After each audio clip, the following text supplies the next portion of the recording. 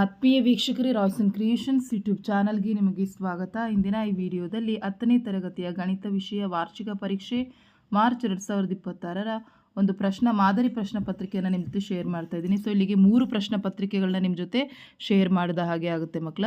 So ಇವುಗಳನ್ನು practice ಮಾಡ್ಕೊಳ್ಳಿ. So ಇವುದರಲ್ಲಿ ಎಷ್ಟೋ ಪ್ರಶ್ನೆಗಳು ನಿಮ್ಮ ಎಕ್ಸಾಮ್ಗೆ ಬರ್ತದೆ. ಸೊ ಇದರ ಜೊತೆಗೆ ಪಾಸಿಂಗ್ ಪ್ಯಾಕೇಜ್, ಸ್ಕೋರಿಂಗ್ ಪ್ಯಾಕೇಜ್ ಪ್ರತಿಯೊಂದನ್ನು ನಾನು ನಿಮ್ಮ ಜೊತೆ ಶೇರ್ ಮಾಡಿದ್ದೀನಿ. ಆ ಎಲ್ಲ ವಿಡಿಯೋಸು ನಿಮ್ಮ ಎಕ್ಸಾಮಲ್ಲಿ ಔಟ್ ಆಫ್ ಅಂಕಗಳನ್ನ ಗಳಿಸಲು ಸಾಧ್ಯವಾಗ್ತದೆ. ಡಿಸ್ಕ್ರಿಪ್ಷನಲ್ಲಿ ನಿಮಗೆ ಸಿಗ್ತದೆ. ಅವೆಲ್ಲವನ್ನು ತೆಗೆದುಕೊಂಡು ಚೆನ್ನಾಗಿ ಪ್ರಾಕ್ಟೀಸ್ ಮಾಡ್ಕೊಳ್ಳಿ ಅಂತ ಹೇಳ್ತಾ ವಿಡಿಯೋ ಪ್ರಾರಂಭಿಸ್ತಾ ಇದ್ದೀನಿ. ಫಸ್ಟ್ ಮೇನ್ಗೆ ಹೋಗೋಣ. 8 ಮಲ್ಟಿಪಲ್ ಚಾಯ್ಸ್ ಕ್ವಶನ್ಸ್ ಇರುತ್ತೆ. ಫಸ್ಟ್ ಕ್ವಶನ್, ಘನ ಬಹುಪದೋಕ್ತಿಯ ಮಹತ್ತಮ ಘಾತ ಕೇಳಿದ್ದಾರೆ. ಸೊ ಡಿಗ್ರಿ ಕೇಳಿದ್ದಾರೆ. ಘನ ಬಹುಪದೋಕ್ತಿ, ಘನ ಅಂದ್ರೇನೆ 3, ಹಾಗಾಗಿ ಸೊ ಅದರ ಉತ್ತರ ಏನಾಗಿರುತ್ತೆ ಮಕ್ಕಳ? 3 ಆಗಿರ್ತದೆ. Option C 3 is the right answer. Second question, ವರ್ಗಾಂತರದ ಮಧ್ಯಬಿಂದುವನ್ನು ಕಂಡು ಹಿಡಿಯುವ ಸೂತ್ರವನ್ನು ಕೇಳಿದ್ದಾರೆ.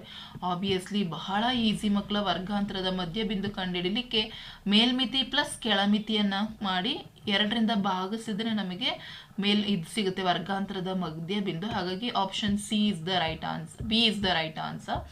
Next third question, a1x plus b1y plus c1 is equals to 0 ಮತ್ತು a2x plus b2y plus c2 is equals to 0.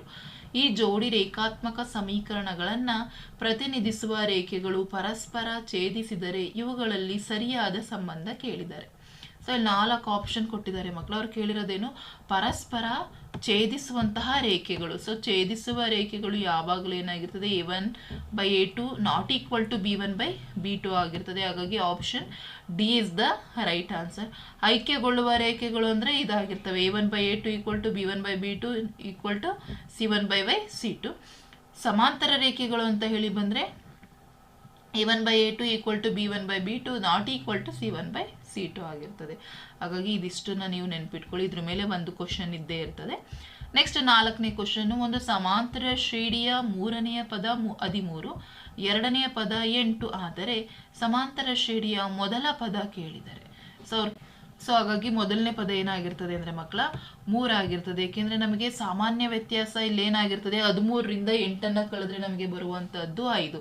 ಹಾಗಾಗಿ 8ರಿಂದ 5 ಕಳೆದ್ರೆ ಬರುವಂತಹ ಸಂಖ್ಯೆ ಏನಾಗಿರ್ತದೆ? 3 ಆಗಿರ್ತದೆ ಮಕ್ಕಳ. ಹಾಗಾಗಿ ಆಪ್ಷನ್ ಏನಲ್ಲಿರುವಂತಹ 3 ಸರಿಯಾಗಿರುವಂತಹ ಉತ್ತರ ಆಗಿರ್ತದೆ. ಅರ್ಥ ಆಗ್ತಿದೆಯಾ? ಸೊ ಸಾಮಾನ್ಯ ವ್ಯತ್ಯಾಸ 5 ಅಂತ ಹೇಳಿದ್ರೆ 8ರಿಂದ ಮೊದಲನೇ ಪದಕ್ಕಿರುವಂತಹ ಸಾಮಾನ್ಯ ವ್ಯತ್ಯಾಸ 5 ಆದರೆ 8ಕ್ಕೆ 5 ಕಳೆದ್ರೆ 3 ಬರ್ತದೆ. ಹಾಗಾಗಿ ನಮಗೆ ಬರುವಂಥದ್ದು 3 ಆಗಿರುತ್ತೆ. ಸೊ ಕನ್ಫ್ಯೂಷನ್ ಆಗಬೇಡಿ ಆ ಕ್ವಶನ್. 5ನೇ ಪ್ರಶ್ನೆ, ಒಂದು ಅಸಂಭವ ಘಟನೆಯ ಸಂಭವನೀಯತೆ. ಅಸಂಭವ ಘಟನೆಯ ಸಂಭವನೀಯತೆ ಯಾವಾಗಲೂ 0ನೇ ಆಗಿರ್ತದೆ. ಹಾಗಾಗಿ ಕೊಟ್ಟಿರೋದ್ರಲ್ಲಿ option B 0 is the right answer. Next 6th question, ಕೆಳಗಿನವುಗಳಲ್ಲಿ ಸರಿಯಾದ ಸಂಬಂಧ ಅಂತ ಕೇಳಿದ್ದಾರೆ. ಸೊ ಇಲ್ಲಿ 4 ಕೊಟ್ಟಿದ್ದಾರೆ ಮಕ್ಕಳ ನಮಗೆ ತ್ರಿಕೋನಮಿತಿಯ ಅನುಪಾತಗಳನ್ನು. ಅದರಲ್ಲಿ ಸರಿಯಾಗಿರುವಂಥದ್ದು sin square theta is equals to 1 - cos square theta. ಇನ್ನು ಉಳಿದಿದಂಥವೆಲ್ಲ ಏನಾಗಿದೆ? ತಪ್ಪಾಗಿರುವಂತಹ ಸಂಬಂಧವನ್ನು ಅವರು ಕೊಟ್ಟಿದ್ದಾರೆ ಮಕ್ಕಳ. ಹಾಗಾಗಿ option D is the right answer. Next 7ನೇ ಪ್ರಶ್ನೆ, ತ್ರಿಭುಜ ABC ಮತ್ತು ತ್ರಿಭುಜ DEFಗಳು ಸಮರೂಪಿಗಳಾಗಿವೆ ಮತ್ತು AB/DE is equals to BC/FD ಆದರೆ ಕೆಳಗಿನವುಗಳಲ್ಲಿ ಸರಿಯಾದ ಸಂಬಂಧ. ಸೊ ಇಲ್ಲಿ ನೋಡಿ ಕರೆಕ್ಟಾಗಿ ತ್ರಿಭುಜ 2 ತ್ರಿಭುಜಗಳಿದ್ದಾವೆ. ತ್ರಿಭುಜ ABC ಅದೇ ರೀತಿ ತ್ರಿಭುಜ DEF. AB/DE equal to BC/FD ಆದರೆ ಸೊ ಹಾಗಾಗಿ ಏನಾಗ್ತದೆ? ಕೋನ B is equals to ಕೋನ D. ಸೊ ಇಲ್ಲಿ ಕೊಟ್ಟಿರೋ 4 ಆಪ್ಷನ್ನಲ್ಲಿ ಕೋನ B is equals to ಕೋನ D, option C is the right answer. ಇನ್ನು ಉಳಿದಂಥವೆಲ್ಲ ತಪ್ಪಾಗಿರ್ತದೆ. ನೆಕ್ಸ್ಟ್ 8ನೇ ಪ್ರಶ್ನೆ, 64 ಸೆಂಟಿಮೀಟರ್ ಕ್ಯೂಬ್ ಘನಫಲ ಹೊಂದಿರುವಂತಹ 2 ವರ್ಗ ಘನಗಳ ಮುಖವನ್ನು ಸೇರಿಸಿ ಒಂದು ಆಯತ ಘನಾಕೃತಿಯನ್ನು ತಯಾರಿಸಿದೆ. ಆಯತ ಘನಾಕೃತಿಯ ಅತ್ಯಂತ ಉದ್ದದ ಹಂಚಿನ ಅಳತೆ ಎಷ್ಟಾಗಿರ್ತದೆ ಅಂತೇಳಿ ಕೇಳಿದ್ದಾರೆ. ಸೊ ಆಯತ ಘನಫಲವನ್ನು ಕೊಟ್ಟಿರುವಂಥದ್ದು ಮಕ್ಕಳ. ಸೊ ಹಾಗಾಗಿ ನಮಗೆ ಇಲ್ಲಿ ಫಸ್ಟ್ ನಾವೇನು ಮಾಡಬೇಕು? L³ ಕಂಡುಹಿಡ್ಕೋಬೇಕು. L³ ಅವರೇ ಕೊಟ್ಟಿದ್ದಾರೆ ಮಕ್ಕಳ. ಆಯತದ ಘನಫಲ is equals to L³, ಹೌದಲ್ವಪ್ಪ? ಸೊ ನಮಗೆ ಘನಫಲ ಗೊತ್ತಿಲ್ಲ ಮಕ್ಕಳ. ಸೊ ಹಾಗಾಗಿ V is equals to L³. So ಅದೆಷ್ಟಿದೆ ಮಕ್ಕಳ? 64 ಅವರೇ ಕೊಟ್ಬಿಟ್ಟಿದ್ದಾರೆ. ಸೊ ಹಾಗಾಗಿ 64 ಅಂತ ಕೊಟ್ಟಿದ್ದಾರೆ. ಮತ್ತು 2 ವರ್ಗ ಘನಗಳ ಮುಖಗಳನ್ನು ಸೇರಿಸಿ ಒಂದು ಆಯತ ಘನಾಕೃತಿ ತಯಾರಿಸಿದೆ. ಹಾಗಾಗಿ ಅವ್ರು ಕೇಳಿರುವಂಥದ್ದು ಎಲ್ಲನ ಕೇಳಿದ್ದಾರೆ. ಹಂಚಿನ ಅಳತೆ ಕೇಳಿದರೆ ಅದು 8 ಸೆಂಟಿಮೀಟರ್ ಆಗಿರ್ತದೆ. ಸೊ ಇದಿಷ್ಟು ಇದು MCQ ಕ್ವಶನ್ಸಿಗೆ ಬರ್ತದೆ ಮಕ್ಕಳ. ನೆಕ್ಸ್ಟ್ ಸೆಕೆಂಡ್ ಮೇನ್, ಕೆಳಗಿನ ಪ್ರಶ್ನೆಗಳಿಗೆ ಉತ್ತರಿಸಿ ಅಂಕಗಣಿತದ ಮೂಲ ಪ್ರಮೇಯವನ್ನು ನಿರೂಪಿಸಲಿಕ್ಕೆ ಕೇಳಿದ್ದಾರೆ.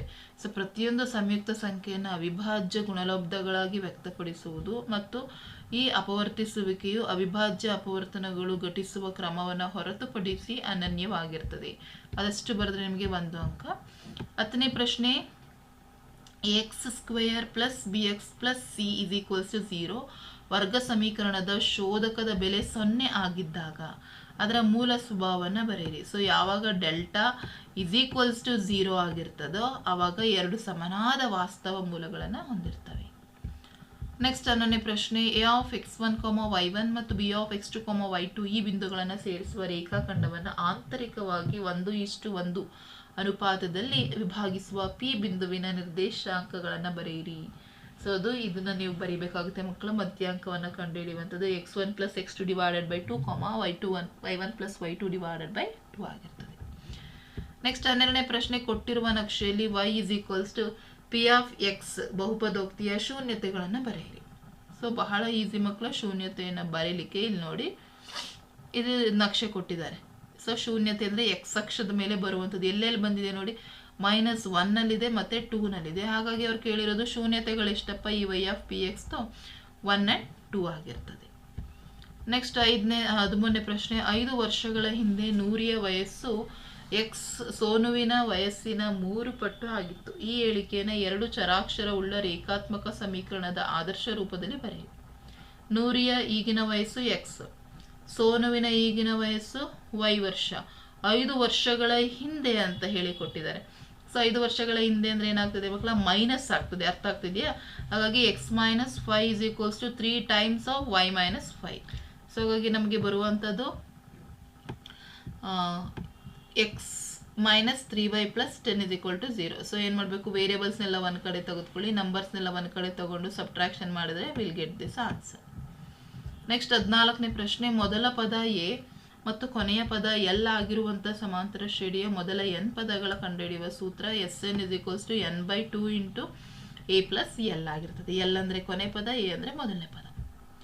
15ನೇದು, ಬಾಹುಗಳ ಸಂಖ್ಯೆ ಸಮನಾಗಿರುವಂತಹ 2 ಬಹುಭುಜಾಕೃತಿಗಳ ಸಮಾರೂಪತೆಗೆ ಇರುವಂತಹ ನಿಬಂಧನೆಗಳನ್ನು ಬರೆಯಿರಿ. ಅನುರೂಪ ಕೋನಗಳು ಸಮನಾಗಿರಬೇಕು, ಅನುರೂಪ ಬಾಹುಗಳು ಸಮಾನುಪಾತದಲ್ಲಿ ಇರಬೇಕು. ನೆಕ್ಸ್ಟ್ 16ನೇದು, ಒಂದು ಸಿಲಿಂಡರಿನ ಪಾದದ ವಿಸ್ತೀರ್ಣ 38.5 cm² ಮತ್ತು ಎತ್ತರ 10 cm ಆಗಿರುತ್ತದೆ. ಅದರ ಘನಫಲವನ್ನು ಕಂಡುಹಿಡಿಯಿರಿ.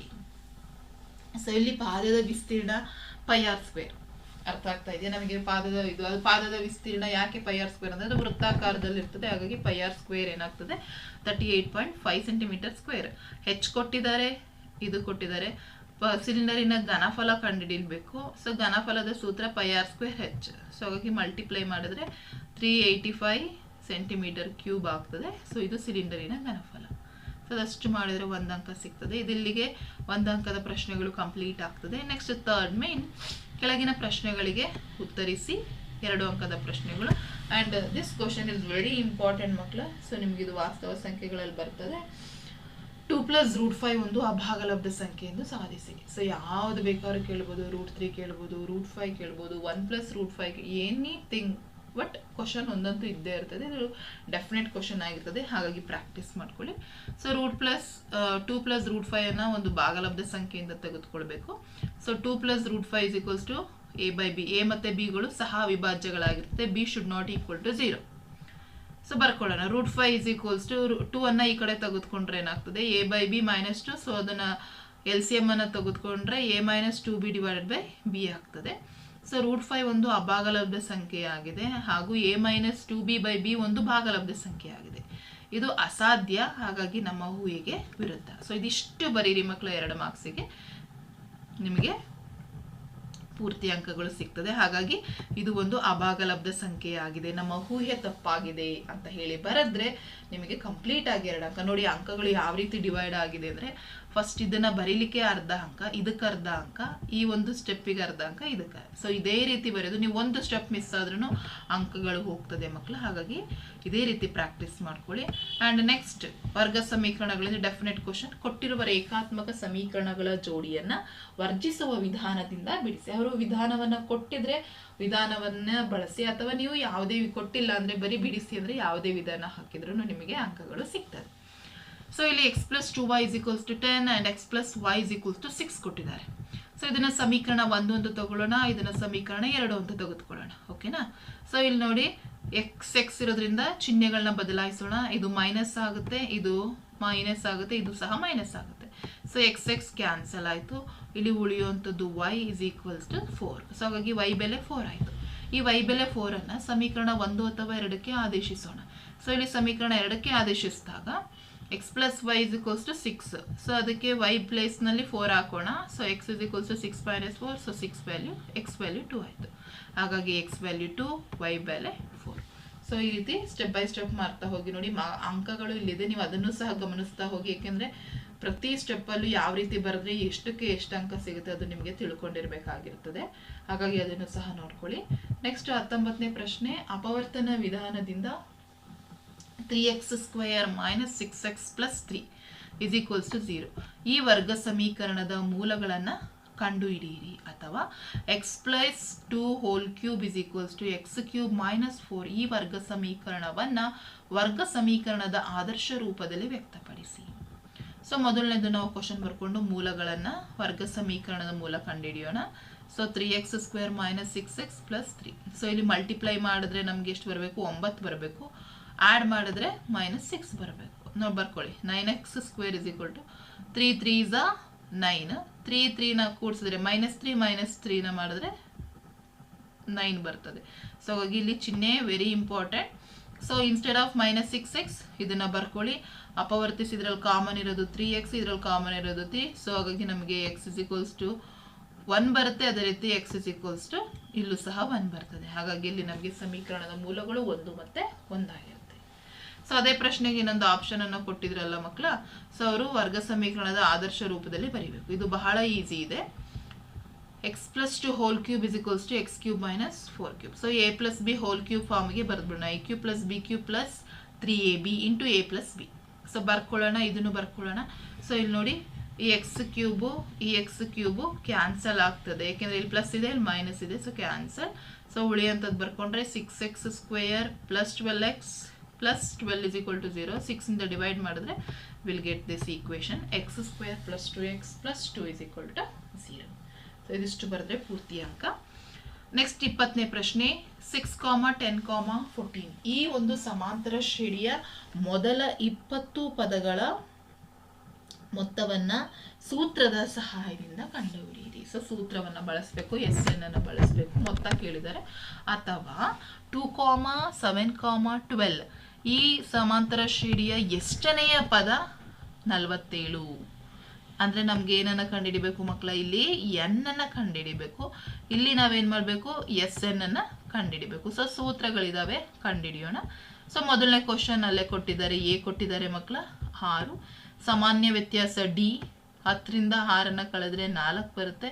ಅವರು 20 ಪದಗಳ ಮೊತ್ತ ಕೇಳಿರೋದ್ರಿಂದ n 20 ಆಗುತ್ತೆ. s 20 ಅನ್ನ ಕಂಡುಹಿಡಬೇಕು. ಸೊ ಸೂತ್ರ ಇದೆ SN = n/2 × 2a + n - 1 × t. So ಎಲ್ಲ ವ್ಯಾಲ್ಯೂ ಸಬ್ಸ್ಟಿಟ್ಯೂಟ್ ಮಾಡಿ ಮಲ್ಟಿಪ್ಲೈ ಮಾಡಿ ನಮಗೆ ಬರುವಂಥದ್ದು S20 880. ಸೊ ಇದಿಷ್ಟನ್ನು ನೀವು ಪ್ರತಿ ಸ್ಟೆಪ್ಸ್ ಮಿಸ್ ಮಾಡಿದಾಗೆ ಮಾಡ್ತಾ ಹೋದರೆ 2 ಮಾರ್ಕ್ಸ್ ಸಿಗುತ್ತೆ. ಅದೇ ಪ್ರಶ್ನೆಗೆ ಆಪ್ಷನ್ ಕೊಟ್ಟು ಮಕ್ಕಳ ಎಷ್ಟನೇ ಸಂಖ್ಯೆ 47 ಆಗಿದೆ ಅಂತ ಹೇಳಿ ಕೇಳಿದ್ದಾರೆ. ಸೊ ಎ ಕೊಟ್ಟಿದ್ದಾರೆ, ಡಿ ಗೊತ್ತಾಯಿತು, AN ಕೊಟ್ಟಿದ್ದಾರೆ 47. ಸೊ n ಕಂಡುಹಿಡಿಯೋಣ. ಸೊ ಹಾಗಾಗಿ AN = a + n - 1 × t. ಈ ಸೂತ್ರಕ್ಕೆ ಹಾಕೊಳ್ಬೇಕು.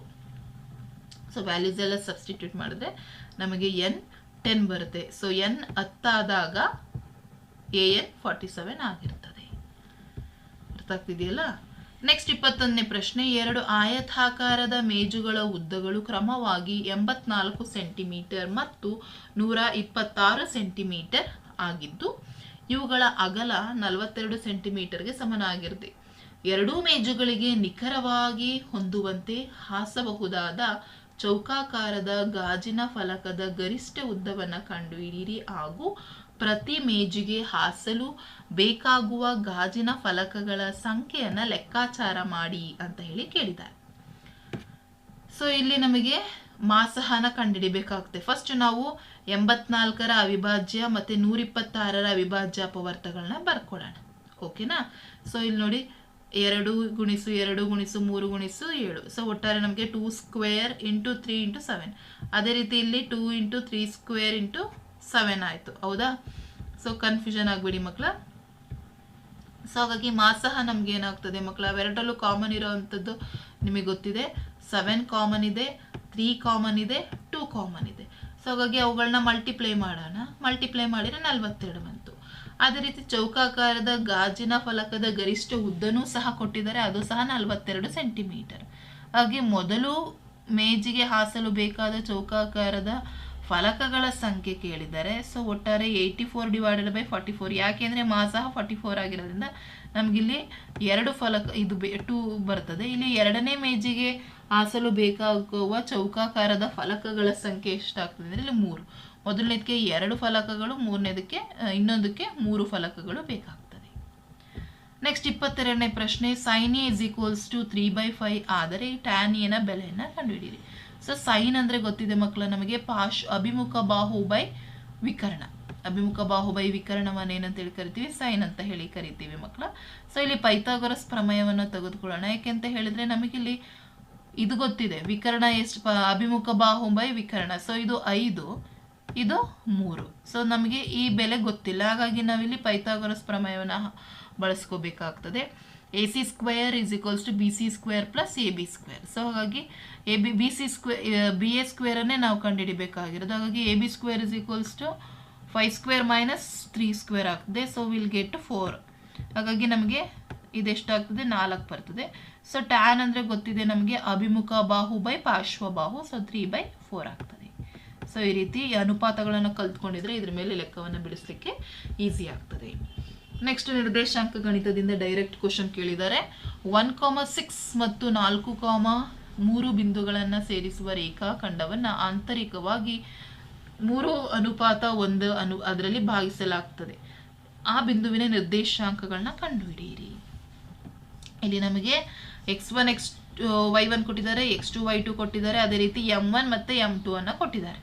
ಸೊ ಇವೆಲ್ಲವನ್ನ ಬರೆದುಕೊಂಡು ನಾವು ಭಾಗಶಃ ಪ್ರಮಾಣ ಸೂತ್ರವನ್ನು ಬಳಸಿಕೊಂಡು P(x, y) = m1x2 + m2x1 / m1 + m2, m1y2 + m2y1 / m1 + m2. ಈ ಫಾರ್ಮುಲಾಕ್ಕೆ ವ್ಯಾಲ್ಯೂಸ್ ಎಲ್ಲವನ್ನ ಸಬ್ಸ್ಟಿಟ್ಯೂಟ್ ಮಾಡ್ಕೊಳ್ಳಿ ಮಕ್ಕಳ. ಮಾಡಿದ್ರೆ ನಮಗೆ 13/4 and 15/4 ಬರುತ್ತೆ. ಇದು P(x, y) ನ ವ್ಯಾಲ್ಯೂ. ಸೊ ಇದಿಷ್ಟನ್ನ ಮಾಡಿದ್ರೆ ನಿಮಗೆ ಇಲ್ಲಿ ಕಂಪ್ಲೀಟ್ ಆಗಿ 2 ಅಂಕಗಳು ಸಿಗ್ತದೆ. ಸೊ ಇದೇ ರೀತಿ ನೀವು ಮಾಡಬೇಕು. Very important. ಈಸಿಯಾಗಿ ನೀವು ನಿರ್ದೇಶಾಂಕ ಗಣಿತದಲ್ಲಿ ಲೆಕ್ಕಗಳನ್ನು ಬಿಡಿಸ್ಬೋದು, ಏಕೆಂದರೆ ಸೂತ್ರವನ್ನು ಬಳಸಿ ಮಾಡುವಂಥದ್ದು. ಹಾಗಾಗಿ ಪ್ರಾಕ್ಟೀಸ್ ಮಾಡ್ಕೊಳ್ಳಿ. ನೆಕ್ಸ್ಟ್ 24ನೇ ಪ್ರಶ್ನೆ, ಓ ಕೇಂದ್ರವಾಗಿರುವ 2 ಏಕಕೇಂದ್ರೀಯ ವೃತ್ತಗಳನ್ನ ತ್ರಿಜ್ಯಗಳು 5 ಸೆಂಟಿಮೀಟರ್ ಮತ್ತು 3 ಸೆಂಟಿಮೀಟರ್ ಇರುವಂತೆ ರಚಿಸಿದೆ. ಚಿತ್ರದಲ್ಲಿ ತೋರಿಸಿರುವಂತೆ ಚಿಕ್ಕ ವೃತ್ತವನ್ನು P ಬಿಂದುವಿನಿಂದ ಸ್ಪರ್ಶಿಸುವಂತೆ ಎಳೆದ ದೊಡ್ಡ ವೃತ್ತದ ಉದ್ದವನ್ನು ಕಂಡುಹಿಡಿಯಿರಿ. ಸೊ ಇಲ್ಲಿ ನಮಗೆ ಈ ABಯ ಉದ್ದವನ್ನು ಕಂಡುಹಿಡಿಬೇಕಾಗಿದೆ. ಅರ್ಥ ಆಗ್ತಿದೆಯಾ? ಸೊ ನಮಗೆ 2 ತ್ರಿಜ್ಯಗಳ ವೃತ್ತದ ತ್ರಿಜ್ಯಗಳು ಗೊತ್ತಿದೆ. ಮೊದಲನೇ ವೃತ್ತದ್ದು 3 ಸೆಂಟಿಮೀಟರ್, ಎರಡನೇ ವೃತ್ತದ್ದು 5 ಸೆಂಟಿಮೀಟರ್. ಅರ್ಥ ಆಗ್ತಾ ಇದೆಯಾ? ಸೊ ಹಾಗಾಗಿ ನನಗೆ ನೋಡಿ ಇಲ್ಲಿ ಒಂದು ತ್ರಿಭುಜವನ್ನು ತೆಗೆದುಕೊಳ್ಳಿ ಮಕ್ಕಳ, ಈಸಿಯಾಗಿ ಇನ್ನೊಂದು ಸಹ ಸಿಗ್ತದೆ. ಏಕೆಂದರೆ ವೃತ್ತದ ತ್ರಿಜ್ಯಗಳು ಸಮಾನ. ಇದು ಸಹ 5 ಸೆಂಟಿಮೀಟರ್ ಇದೆ, ಇದು 5 ಸೆಂಟಿಮೀಟರ್ ಇರುತ್ತೆ, ಇದು 3 ಸೆಂಟಿಮೀಟರ್ ಇರುತ್ತೆ. ಹಾಗಾಗಿ ನೀವು ಇದನ್ನ 5 ಸೆಂಟಿಮೀಟರ್ ಅಂತ ಹೇಳಿ ತೆಗೆದುಕೊಂಡ್ರೆ ನಮಗೆ OB ಗೊತ್ತಿದೆ, OP ಗೊತ್ತಿದೆ. ಸೊ ಈಸಿಯಾಗಿ PBಯನ್ನು ನಾವು ಪೈಥಾಗೊರಸ್ ಪ್ರಮೇಯವನ್ನು ಬಳಸ್ಕೊಂಡು ಕಂಡುಹಿಡಿಯೋಣ. ಸೊ ಇಲ್ಲಿ ನೋಡಿ ಪೈಥಾಗೊರಸ್ ಪ್ರಮೇಯವನ್ನು ಅಪ್ಲೈ ಮಾಡ್ಕೊಂಡಿದ್ದೀವಿ. So OA² = AP² + OP². So ನಾವು ಕಂಡುಹಿಡಿಬೇಕಾಗಿರೋದೇ AP² ಅನ್ನು. AP² = 25 - 9 ಮಾಡಿದ್ರೆ ವಿಲ್ ಗೆಟ್ 4. ಹಾಗಾಗಿ ನಮ್ಗೆ ಅದು 4 ಬಂತು. ಸೊ ಹಾಗಾಗಿ ಇದು 4 ಆಯಿತು ಅಂದರೆ ನಮ್ಗೇನು ಕೇಳಿರೋದು? ಇದ್ರ ಕಂಪ್ಲೀಟ್ ಉದ್ದ ಕೇಳಿರೋದ್ರಿಂದ 4 + 4 ಅನ್ನು ಮಾಡಿದ್ರೆ ವಿಲ್ ಗೆಟ್ 8 ಸೆಂಟಿಮೀಟರ್. ಸೊ ಇದಿಷ್ಟು ನಿಮಗೆ 2 ಅಂಕದ ಪ್ರಶ್ನೆಗಳು ಮಕ್ಕಳ. ನೆಕ್ಸ್ಟ್ 4th ಮೇನಿಂದ 3 ಅಂಕದ ಪ್ರಶ್ನೆಗಳು ಬರ್ತದೆ.